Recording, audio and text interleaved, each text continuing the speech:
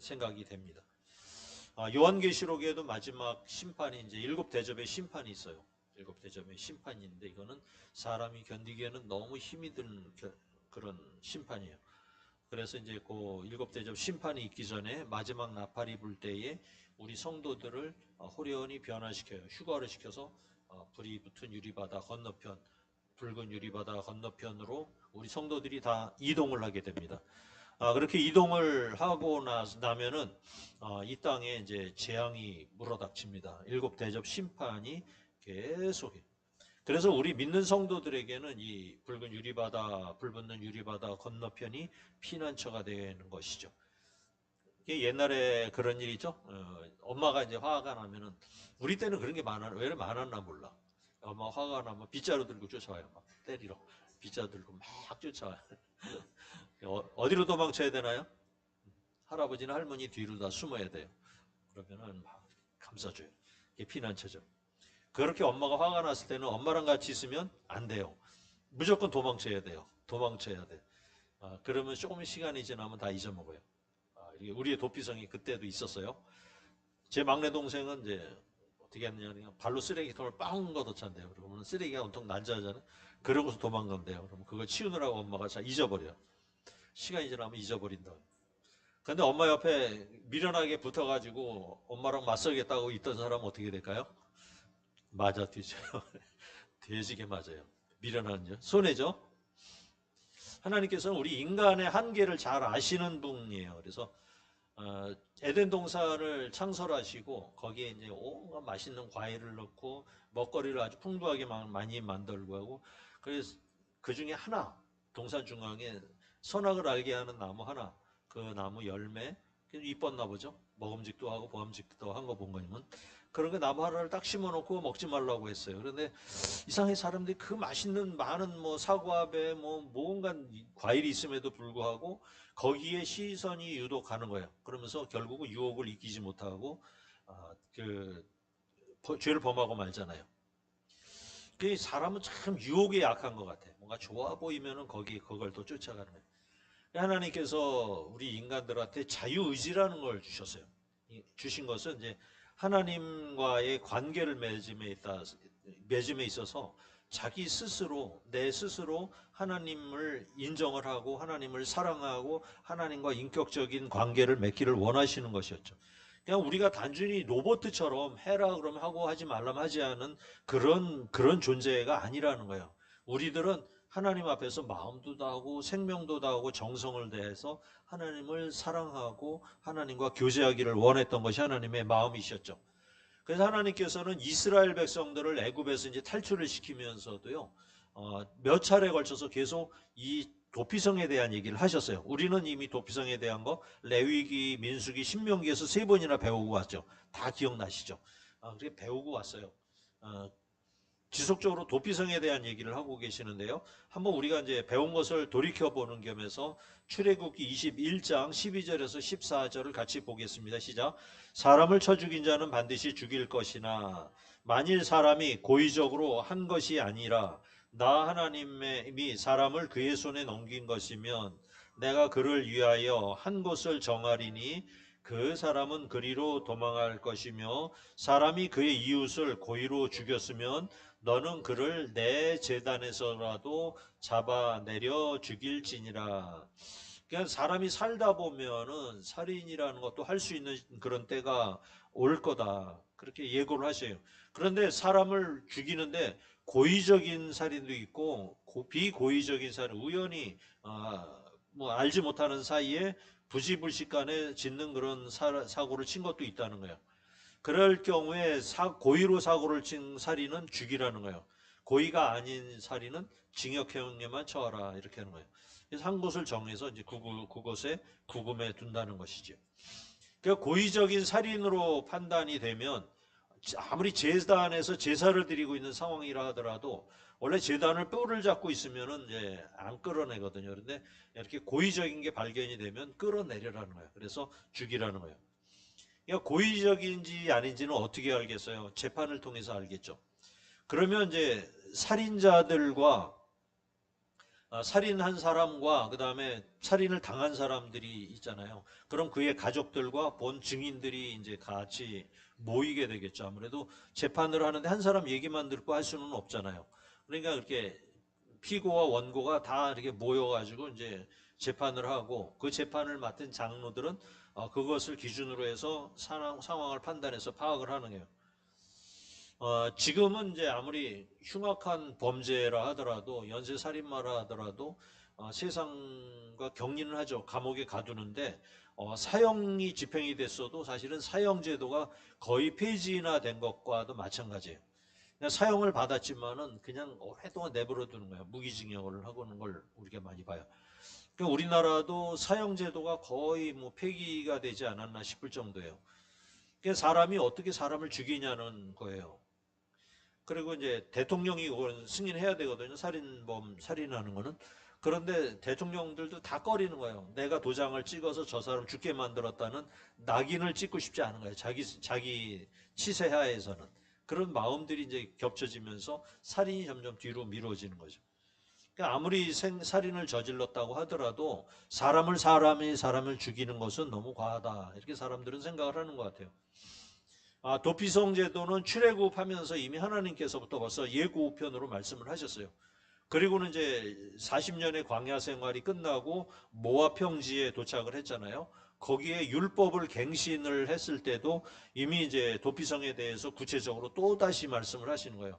이게 이제 민수기 35장에서부터 나오는 말씀인데 일부만 좀 읽어볼게요. 같이 봅시다. 시작. 여호와께서 또 모세에게 말씀하여 이르시되 이스라엘 자손에게 말하여 그들에게 이르라. 너희가 요단강을 건너 가나안 땅에 들어가거든 너희를 위하여 성읍을 도피성으로 정하여 부지 중에 살인한 자가 그리로 피하게 하라. 이는 너희가 복수할 자에게서 도피하는 성을 삼아 살인자가 회중 앞에 서서 판결을 받기까지 죽지 않게 하기 위함이니라. 예, 도피성은 부지 중에 살인한 자가 피하게 하는데 목적이 있어요. 그런데 부지 중이다 아니다를 어떻게 판단해? 재판에 의해서 판단한다고 하죠. 그래서 도피성은 고의적이든 부지중이든 일단은 피할 수 있게 하는 거예요. 일단은 피하는 거예요. 그 다음에 재판을 받게 되고요. 고의적인 자는 죽이고 부지중인 자는 도피성에서 살게 하겠다 이렇게 얘기를 해요. 그래서 민수기의 기록, 이 뒤쪽에 나오는 그 내용들을 쭉 보면은 고의성 여부를 판결 짓는 법을 구체적으로 명시를 하고 있어요. 가령 뭐 도끼질을 하는데 도끼가 빠져서 옆 사람을 죽였다든지 우연히 돌을 던졌는데 그 돌에 맞아서 사람이 죽었다든지. 그래서 나는 전혀 생각이 없는데 우연히 했던 행동이 사람으로 하여금 죽게 만들었던 것, 그걸 비고의성이라 그러고요. 아니, 그거 이 반대로 고의성은 이제 미리 계획을 했거나 모의를 해가지고 그걸 저지른 경우, 그걸 고의성으로 판단을 하죠. 그렇게 이제 민수기에는 또 구체적으로 나와 있어요. 또 도피성을 어디에 정할지도 뭐 미리 하나님께서 얘기를 한 거예요. 이미 아직 요단강은 건너보지도 못했는데 이미 하나님께서는 요단강을 중심으로 동쪽의 세계, 서쪽의 세계를 준비해라 하는 말씀을 이미 하고 계셨어요. 신명기에도 이제 보니까 19장 1절에서 13절까지인데요. 일부를 또 신명기도 또 보도록 하겠습니다. 신명기요. 시작. 내 하나님 여호와께서 내게 기업으로 주신 땅 가운데서 새 성읍을 너를 위하여 구별하고 내 하나님 여호와께서 내게 기업으로 주시는 땅 전체를 새 구역으로 나누어 길을 닫고 모든 살인자를 그 성읍으로 도피하게 하라. 그 다음에 9절에 이렇게 나와요. 시작. 또 너희가 오늘 내가 너희에게 명하는 이 모든 명령을 지켜 행하여 내 하나님 여호와를 사랑하고 항상 그 일로 행할 때에는 이 셋 외에 새 성읍을 더하여 라고 되어 있어요. 그러니까 새 성읍을 이제 짓고 그 다음에 새 성읍을 더하라 이렇게 말씀을 하십니다. 그래서 신명기에서는 이미 6개의 도피성을 정하라. 그 다음에 도피성으로 가는 길을 닦아라 이렇게 얘기를 해요. 그리고 모든 살인자를 그 성읍으로 도피하게 하라고 했어요. 그러니까 도피성은 누구나 찾을 수 있는 위치에 있죠. 그래서 우리가 걸어가도 하루면 걸어갈 수 있는 거리에 만들어라는 거예요. 하루에. 그러니까 뛰어가면 반나절이면 갈 수 있겠죠. 그러니까 꼭 날이 저물기 전에 이미 도착할 수 있는 거리에 만들어라. 그러니까 지도를 3등분 했을 때 중앙 지점인데 그럼 이쪽 먹을 거 아니에요? 그러면은 거기를 조정해서 가능한 중앙 지역에 만들어라 이렇게 하는 거예요. 그래서 이제 보면은 접근이 용이해야 되겠죠. 접근이 좀 편해야 되겠죠. 막 산, 뭐 울타리, 뭐 이게 경사진데 막 기어 올라가야 되면 그거 도피성 안 되잖아요. 그 다음에 누구나 다 보면 쉽게 찾을 수가 있어야 되겠죠. 그 다음에 이정표를 세워서 여기가 도피성 가는 길이다. 이걸 알려줘야 된다는 거예요. 쉽게 달려갈 수 있고, 꽤 길을 또 닦으라는 거예요. 길을 꽤 평평하게. 그래서 도피성으로 가는 길은 이제 한 14m쯤 된다요. 한 폭이 14m. 14m면 우리 이 교회 저 바깥에 이 정도 폭 되겠네요. 여기 한 10m 되니까 14m. 교회 이렇게 폭 정도 돼요. 굉장히 넓은 도로죠. 그 다음에 32km 정도 되면 한 8시간 걸어가거든요. 그러니까 32km 정도 안에 정해졌다. 이렇게. 그 다음에 일단 살인사건이 발생을 하면은 피해 보복자들이 죽이는 일을 막아야 된다 하는 얘기를 성경에 쓰고 있는 거예요. 지금은 이제 살인사건이 나더라도 일단 살인범이 잡힌다 하더라도 유치장이나 구치소에 먼저 가두게 되는데 당시는 그렇지 않았죠. 그 당시에는 이제 국가적인 관리를 하고 있지 않는 상황이었으니까 이 가족 단위나 가족 공동체, 부족 단위, 그 단위로 다 재판이 이루어지는 시대였어요. 더군다나 이 당시에는 이제 가족 단위가 굉장히 중요했잖아요. 가족이 번창하면 하나의 부족을 형성하던 시대였으니까. 그러니까 자치제도를 주기는 했지만은 그 자치제도가 혈연 중심으로 지파별로 이루어졌던 시대예요. 그렇게 이제 그래서 지파별로 나눠지고 그 지파 안에서도 가족 부족별로 또 나눠지는 그런 시대다 보니까는 생긴 제도가 있었는데 그것이 고엘제도예요. 고엘제도. 고엘제도인데 다음 장 보시면요. 고엘제도를 우리가 이제 제가 설명을 좀 해보겠습니다. 고엘제도라는 게 있어요. 첫째 이제 고엘제도가 뭐냐? 가난한 형제가 빚을 받아서 빚 때문에 종으로 팔려가게 되었을 때에 그에 가까운 친척이 그 빚을 갚음으로써 그 종을 굴레에서 해방시켜주는 게 첫 번째고요. 두 번째는 형제가 내 토지를 팔았어요. 뭐 문제가 있어서 팔았겠죠. 뭐 가난해지거나 이랬을 때 병에 걸렸거나 이랬을 때 팔았을 경우에 가까운 친척이 일정 시간이 지난 후에 그 값을 대신 치러주는 거예요. 그래서 그 토지를 돌려받게 해주는 제도예요. 이걸 고엘제도로 하래요.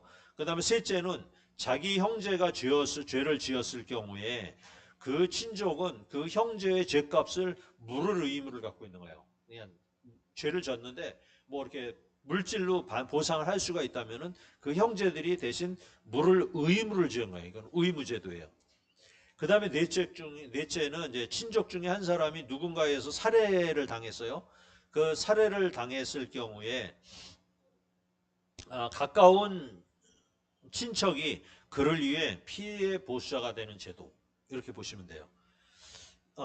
친척의 빚과 대를 잇는 문제는 우리가 룻기서에 나와 있죠. 룻기서에 룻이 이제 보아스라는 그 마을의 유력자와 결혼을 통해서 그 시어머니 나오미의 남편 되는 그 남편의 대를 잇게 하고요. 재산도 다 다시 회복하는 그런 게 나와요. 근데 뭐 어차피 없으니까 보아스 것이 다 됐지만 그 다음에 예레미야도 옥에 갇혀 있으면서 자기 친족의 땅값을 대신 치러주는 장면이 나와요. 그래서 가족들한테 원상복귀 되게 만들어주는 그런 장면이 나와요. 지금도 이제 가끔 뉴스에 그런 게 나와요. 인도나 이제 중동 지방에서는 지금도 이 고엘 제도가 남아 있어요. 그래서 여성이 뭔 죄를 저범했거나 그랬을 경우에 정해진 것도 어떤 룰 있잖아요. 뭐 이렇게 히잡 같은 걸 쓰지 않았다든지 아니면은 뭘 하지 않았다든지 아니면 밖에 나가서 뭔 일을 저질렀다든지 이랬을 경우에 가족들이 그냥 죽여버려요. 돌쳐서. 그런 경우들이 지금 인도에도 있었잖아요. 그게 뉴스에도 자주 나오는데, 이게 누군가가 죄를 범했거나 아니면 저 집안에 누가 우리를 뭐 이렇게 우리한테 뭘 잘못했어. 그래서 돌로 쳐 죽이는 그런 일을 했을 경우, 그럴 때에도 중앙정부가 막지를 못한 거예요. 그냥 만약에 또 이제 힌두교나 이런 쪽으로 이슬람을 믿는 사람들 중에서 누군가 예수를 믿었어. 그러면은 이 사람을 돌로 쳐 죽이는 거예요. 그런데 길 한복판에다 놓고 사람들이 돌로 쳐서 막 죽이는 거예요. 그런 장면들도 많이 나오거든요. 그럴 경우에 중앙정부가 이 부족사회가 하는 일에 대해서 참견을 못하는 그런 문제가 있었어요. 그러니까 그 당시에는 뭐 옛날에는 부족을 지키기 위해서 이런 제도를 사용을 해서 자기 부족을 지키고 땅을 그대로 보존하고 식구들을 보존하고 누군가 살인을 못 저지르게 그런 용도로다가 이게 사용이 됐는데, 가족 중에 누군가 죽으면은 그 찾아가지고 이제 복수를 하잖아요. 그러면 상대방 가족이 내 가족을 실수로 죽였어. 그러면 나도 가서 그 사람을 죽이는 거야. 그러면 그쪽에서도 억울하잖아. 그러면 그쪽에서도 이 사람 죽인 사람을 또 와서 칼로 찔러 죽이고 막 이러면서 피해 악순환이 생겨버리는 문제가 생기는 거예요. 그래서 이제 율법에도 이제 이런 것들이 기록은 돼 있지만 그래도 고의적인지 아닌지는 구분해서 억울한 죽음이 없어야 하는데 그것이 바로 도피성 제도라는 얘기예요. 예수님께서 산상수훈에서 이런 말씀을 하셨어요. 마태복음 우리가 항상 읽었던 말씀 한번 다시 한번 읽어볼까요? 시작. 옛사람에게 말한 바 살인하지 말라. 누구든지 살인하면 심판을 받게 되리라 하였다는 것을 너희가 들었으나 나는 너희에게 이르노니 형제에게 노하는 자마다 심판을 받게 되고 형제를 대하여 라가라 하는 자는 공회에 잡혀가는 자가 되고 미련한 놈이라 하는 자는 지옥불에 들어가게 되리라.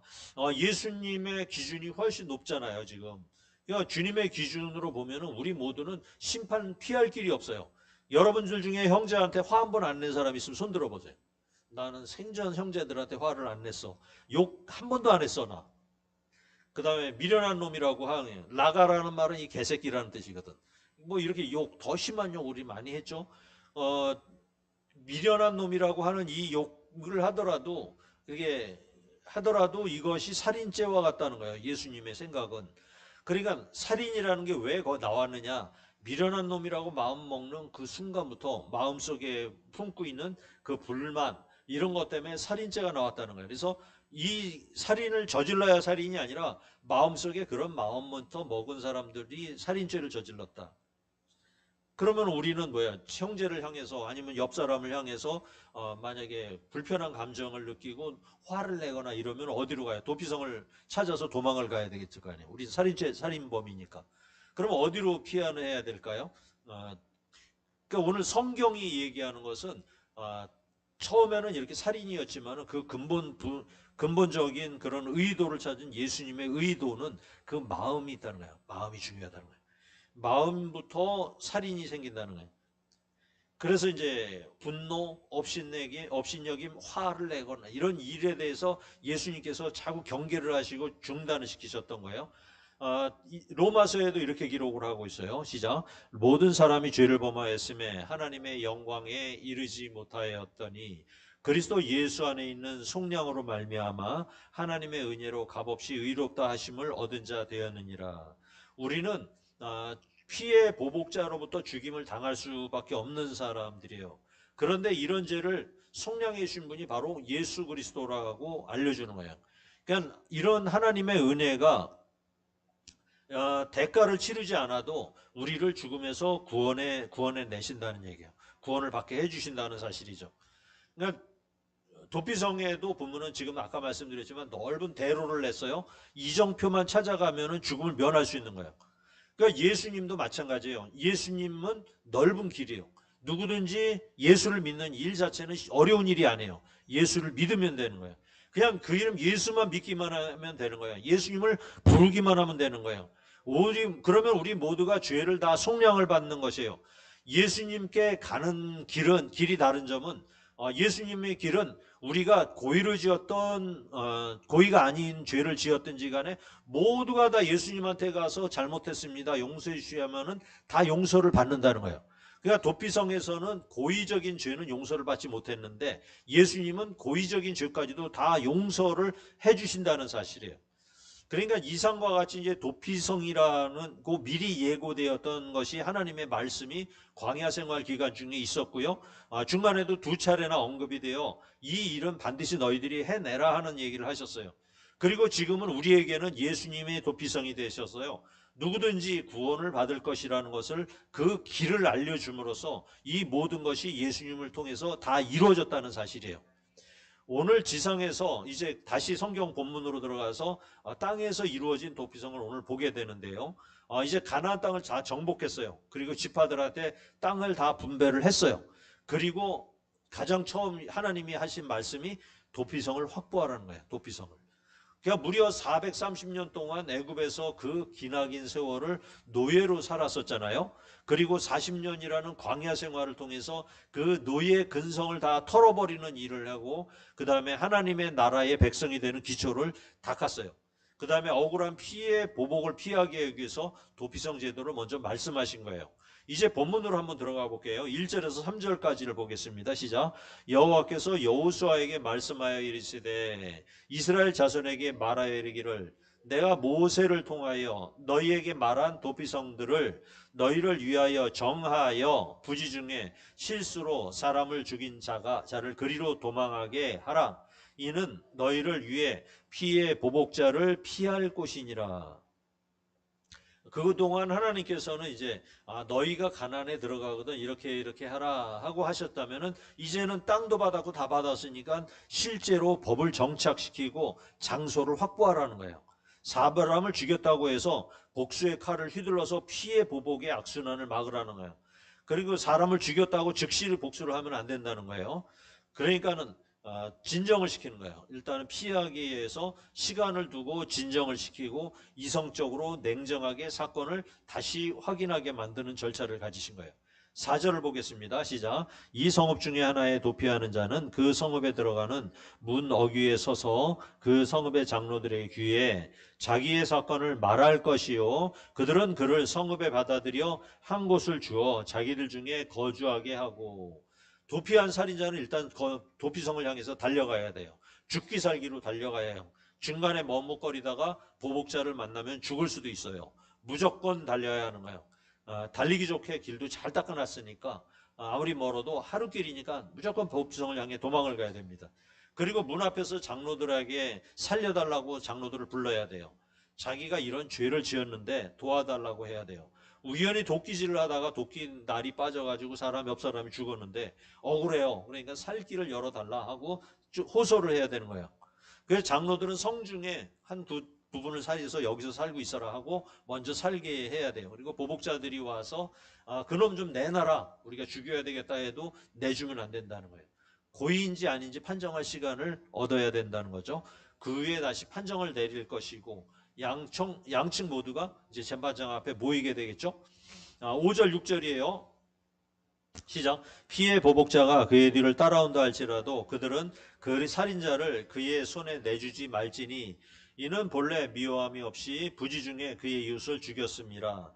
그 살인자는 회중 앞에 서서 재판을 받기까지 또는 그 당시 대제사장이 죽기까지 그 성읍에 거주하다가 그 후에 그 살인자는 그 성읍 곧 자기가 도망하여 나온 자기 성읍 자기 집으로 돌아갈지니라 하라 하시니라.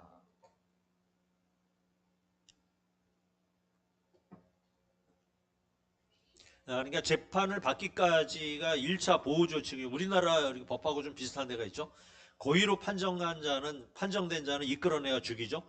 그리고 부지 중에 죄를 지었던 사람은 정상 참작이 돼서 도피성에 거처를 주어 살게를 해요. 거처를 주어 살게 만들어요. 거기서 일반적으로 살아가는 건 문제가 없어요. 그 안에서 살아가는 것. 그런데 도피성을 벗어나서 피해 보복자들로부터 죽임을 당하면 본인 책임이에요. 도피성을 벗어나지 말라는 거예요. 도피성에서 살게 되었지만은 사람들은 아직 불안할 거 아니에요. 그죠? 벗어나면 죽을 수도 있는 상황이지요. 또 실수로 죽인 일이지만 마음에 가책이 있을 거 아니에요. 얼마나 마음속에 속이 상하겠어요. 모든 실수를 이제 다 잊어버리고 끝내는 일이 생긴데 언제만 가능하다? 언제만 가능할까요? 대제사장이 죽을 때만 간다.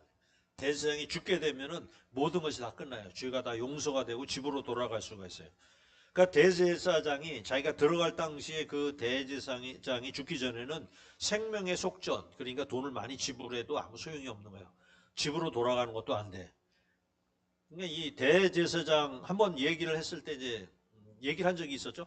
대제사장이 나이가 얼마냐에 따라서 들어가는 살인자가 좋을 수도 있고 나쁠 수도 있겠죠, 당연히.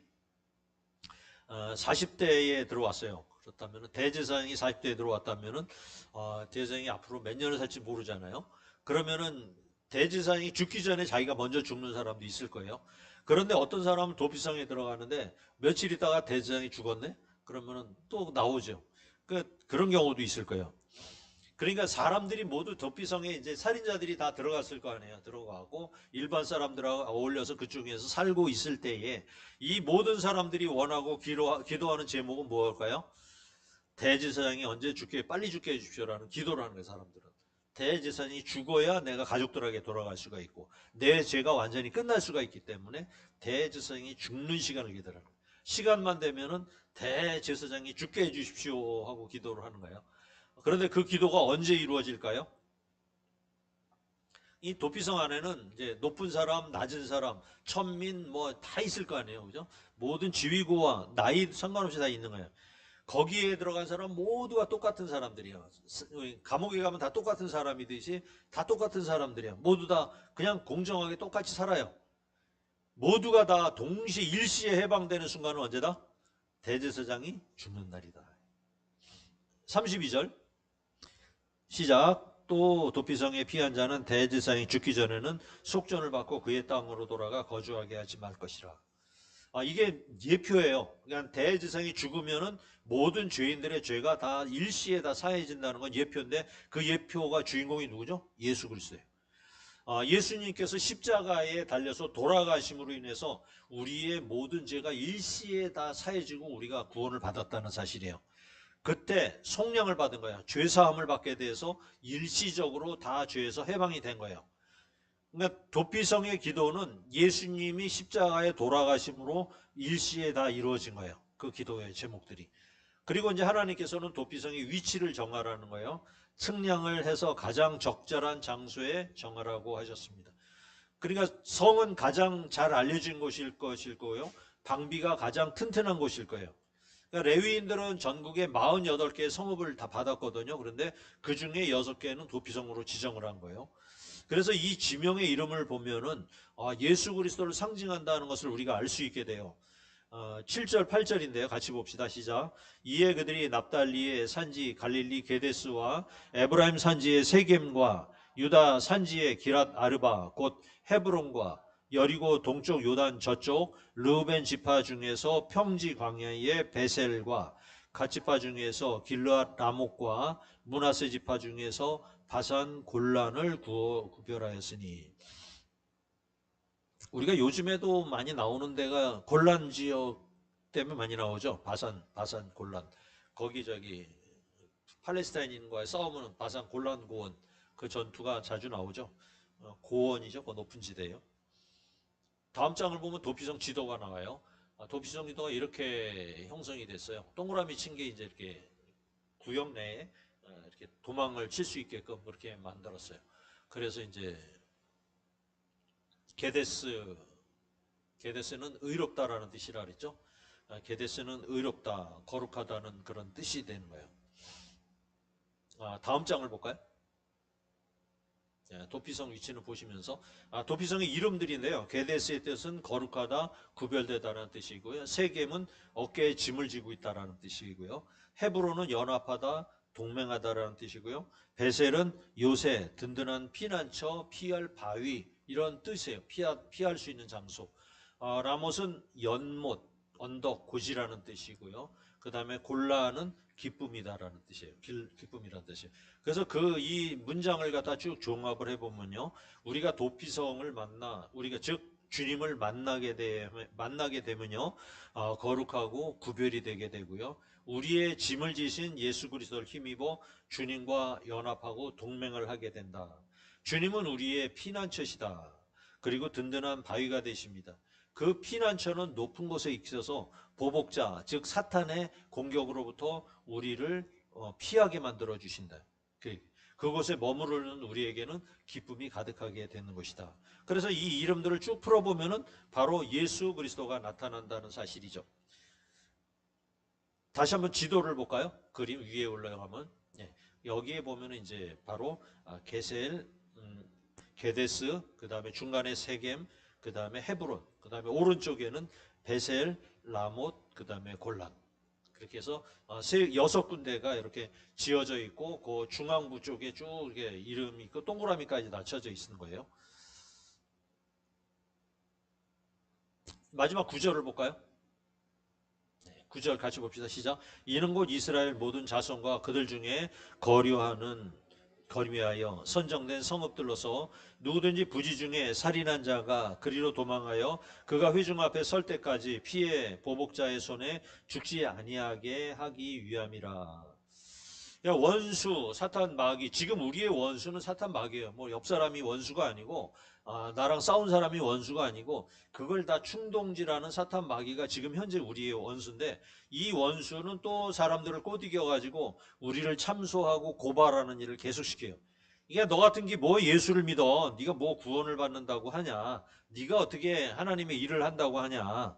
그 다음에 네가 저지른 일을 한번 생각해봐라. 이거 뭐 어디 네가 구원받을 만한 자격이나 너 있냐? 네 속마음 네가 더 잘 알잖아. 어떻게 거룩하신 하나님을 네가 믿을 수가 있어? 못 믿어. 너는 그렇게 할 수 있는 조건이 안 돼. 그러니까 떠나. 그렇게 할 수 있는 게 아니야. 너희는 적당히 죄 짓고 살아. 이렇게 하면서 자꾸 충동질을 해요. 그러면서 이제 우리를 좌절시키려고 하고요. 결국은 이제 구원의 길에서 자꾸 멀어지게 만들는 거예요. 그렇게 하려는 것이에요. 그러므로 제일 먼저 우리들에게 해당하는 일은 뭐냐면은 도피성을 찾아서 달려가는 일이에요. 무조건 도피성을 향해 찾아 달려가요. 예수 그리스도를 찾아야 구원을 받는 거예요. 나 혼자 내가 잘못했네, 내가 죄를 지었네 이렇게 말하는 건 소용이 없어요. 그냥 무조건 주님 앞에 나가야 되는 거예요. 그러니까 이정표가 있잖아요. 구원이 있잖아요. 말씀이 있잖아요. 이정표를 보고 망설이거나 의심을 하게 되면은 마귀의 먹잇감이 돼요. 그러니까 교회 나오겠다, 나와야지 망설이는 사람들은 거의 여지없이 마귀의 먹잇감이 되고 말아요. 그래서 못 나와요. 나올 수가 없게 돼요. 그래서 망설이지 말고 단번에 결정하고 나와야 되는 거예요. 예수 그리스도를 당장 믿어야 되는 거예요. 그리고 주님 안에 들어오셔야만 살 수가 있는 것입니다. 그리고 왕은 또 뭐예요? 성 안에 들어와야 돼요. 들어와야 살 수 있는 거예요. 진심으로 예수를 믿겠다고 주님의 뜻대로 살겠다고 고백하고 머뭇거리나 망설이시면 안 돼요. 무조건 들어오셔야 돼요. 그 다음에 내가 무슨 죄를 지었는지 고백을 해야 돼요. 자세히 알려줘야 돼요. 살인죄보다 더한 죄가 더 있겠습니까? 나 사람을 죽였습니다라는 죄보다 우리가 짓는 죄들은 작은 거잖아요. 그건 다 고백을 하셔야 되는 거예요. 그래서 신약적인 의미로 보면 이 도피성은 죄를 자꾸 고발하는 기능인 거예요. 죄를 드러내고 고발하는 기능이에요. 우리의 죄를 들춰내고 있어야지만 들어갈 수 있는 것이 바로 도피성이에요. 그 앞에 가면은 나를 속여서는 안 돼요. 마귀가 이미 알고 있고 고발을 자고하기 때문에 내 죄를 솔직하게 다 주님 앞에 고백을 하면 우리가 그 도피성에 들어갈 자격을 얻게 되는 것이란 얘기예요. 그 다음에는 뭐예요? 살려달라고 우리가 해야 되겠죠. 뻣뻣하면 안 돼요. 내가 뭔데 하고 뻣뻣하지 말고 잘못했다. 살려달라고 고백을 하면 고의로 지은 죄가 아니다. 내가 하나님 앞에 무의식 중에 지은 죄입니다. 그래서 우리는 이제 예배 중에 오게 되면은 먼저 지은 잘못을 고백하고 용서를 받죠. 주님은 이제 우리한테 그래 그러면은 말씀을 통해서 얘기하죠. 다시는 죄 짓지 마라. 한 주간 동안 또 우리가 세상에 내보내요. 그런데 우리는 또 똑같은 죄를 짓고 그 다음 주에 또 와요. 주님 한 주일 지나는데 성경을 한 장도 못 읽었네요. 그러면서 죄를 또 고백을 해요. 그렇게 하고 나면 또 하나님 주님이 그래 알았다 그럼 읽어라 그러고 또 보내주세요. 그런데 그 다음 주에서 또 똑같은 얘기를 하잖아요. 우리는 뭐 다른 잘못도 똑같지 않겠어요? 그리고 또 용서를 해요. 그런데 주님의 생각은 이제 다시는 죄 짓지 말아라. 한 번 지은 죄는 그걸로 끝내야 된다라는 얘기를 하는 반복적인 죄는 하나님이 나중에 용서하지 않아요. 그러니까 이런 건 버려야 돼요. 이걸 하기 위해서 우리가 이제 제일 중요한 게 뭐냐면은 내 생각을 버려야 돼요. 내 생각이 하나님은 이러실 거야라는 생각을 버려야 돼요. 그 다음에 내가 이렇게 그걸 벗어나지 못하는 거예요. 죄 가운데서 벗어나지 못하는 그런 처지와 환경을 과감하게 버리셔야 되는 거예요. 그럼 뭐 술집에 가서 놀러 다니는 사람들은 예수 믿으면서 이렇게 놀기 시작하고 어쩔 수 없다고 해서 거기 가서 자꾸 어울리면 안 돼요. 구원을 받으려면 그 처지와 환경을 과감하게 때려치고 와야 돼요. 그렇지 않으면 절대 구원이 안 되는 거예요. 그러니까 죄인임을 진심으로 고백해야 되는 거예요. 잘못이라는 게 판단이 되면은 그것을 갖다가 합리화시키지 말고 무조건 버리시면 돼요. 즉시 고쳐야 돼요. 매번 주님 앞에 저는 부족해서 또 가서 거기 가서 또 놀고 죄를 졌네요. 그러니까 잘못인 줄 알지만 뭐 세상이 다 그런 거 아닙니까? 라면 안 돼요. 그렇게 하시면 안 되는 거예요. 즉시 모든 것을 다 돌이켜야 되는 거예요. 대제사장인 예수 그리스도는 이미 우리의 죄를 위해서 십자가에 이미 돌아가셨어요. 대제사장이신 예수님께서는 죽으셨습니다. 이제는 다시 대제사장이 또 죽어야 할 필요는 없어요. 그러니까 우리는 모두 주님 앞으로 오기만 하면, 주님을 영접하기만 하면 구원의 길을 다 열어놓으셨다는 거예요. 이미 우리는 다 구원받은 거예요. 하나님의 목적은 여러분들로 하여금 하나님의 나라의 백성으로 살게 하시면서 이 하나님의 나라를 이 땅에서 이루어가기를 바라시는 거예요. 한 사람 한 사람이 다 하나님의 백성으로 하나님의 나라를 이 교회 안에서 이루어가기를 바라는 거예요. 가정에서 이루어가기를 바라는 거예요. 직장에서 이루어가기를 바라는 거예요. 도피성이 바로 여기에 있다는 얘기죠. 여러분들의 마음속에 이미 이루어져 있다는 사실이에요. 믿고 의지할 때 주님은 여러분들 속에 임재하시고 이 자리에 임재하시고 이 도피성에 여러분들과 주님이 함께 있게 되는 것을 믿으시기 바랍니다. 2025년의 시작입니다. 우리가 다 같이 천국 가는 그날까지 모두 함께 주님 앞에서 평화를 누리길 바라고요. 행복해지시기를 바랍니다. 주님과 함께 기쁨과 행복이 가득하시고요. 평안한 삶을 찾으시기를 축원드립니다. 아멘.